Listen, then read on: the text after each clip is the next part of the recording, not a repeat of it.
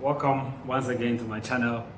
You know, this is Namen's GH here, and as usual, if you are new, don't forget to click the subscribe button below and click the bell beside it so you get notified when I upload other videos. And don't forget to give me a thumbs up. Don't forget to leave me a comment. Let me know if there's another area you want me to look at. All right? Okay, so welcome to my channel once again. It's always good to have you. And thank you very much to my subscribers. It's nice to have had you here all this while. So yeah, let's go into today's episode. Yeah, it's Tonchi, Oya movement. Exclusive GH.com. So today I want us to talk about labor rights in the UAE. Does labor have rights in the UAE? I'm sure you might have heard a lot. People get abused in UAE. People do this, workers are that. You hear a whole lot. Alright, some perceptions. So I want us to look at it today. Note that I'm talking based on my experience here. Having lived here for some time, so I've seen the system, I've tested the system to some extent. So I speak based on my experience here. Right? Somebody might have a different experience, just as it's done everywhere. All right, there can be abuse everywhere. You know, we hear of mates living with their bosses here getting abused and all that. It even happens in Ghana. All right, there are Ghanaians living with Ghanaians in Ghana who get abused. All right, so that's human nature. It's not like a national thing. All right, that is done here. So let's look at labor rights here in the UAE. Now, you know, people come in with tourist visa, all right, and some of them get jobs and they work with a tourist visa, which is illegal. All right, both you and your employer, when you are found, you could be in some trouble. But still, people do it. Now, you should note that when you are working with a tourist visa, you do not have any rights because you are not supposed to work with a tourist visa. So if you are doing that, then it means that your employer can actually abuse you to any extent, and there is nowhere you can actually go. But if you are on a contract, the contracts are usually in two types.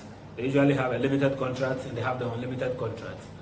I don't know if we can go into all that today, but maybe another time we will pick an episode and look at the intricacies of those contracts too. But the main thing is, if you're on a contract, a signed contract, whether limited or unlimited, you have rights.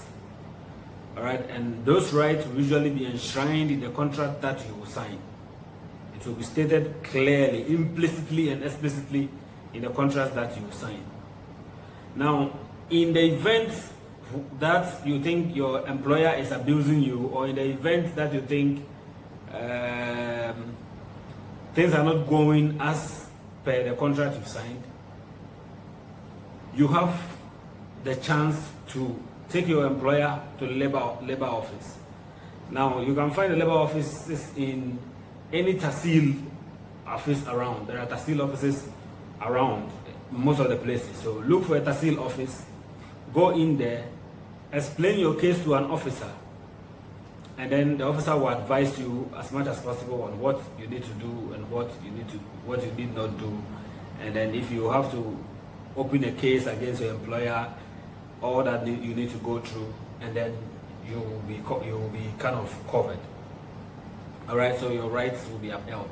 So don't stay here, be on a contract like you are legal with your Emirates ID and everything, and then you say the labor doesn't have rights and blah blah blah, and then maybe your employer will be taking you through some things that you know are not right, and you will still just stay and keep mute, and then you go home or you live here and go with the perception that there are no laws that cover labor.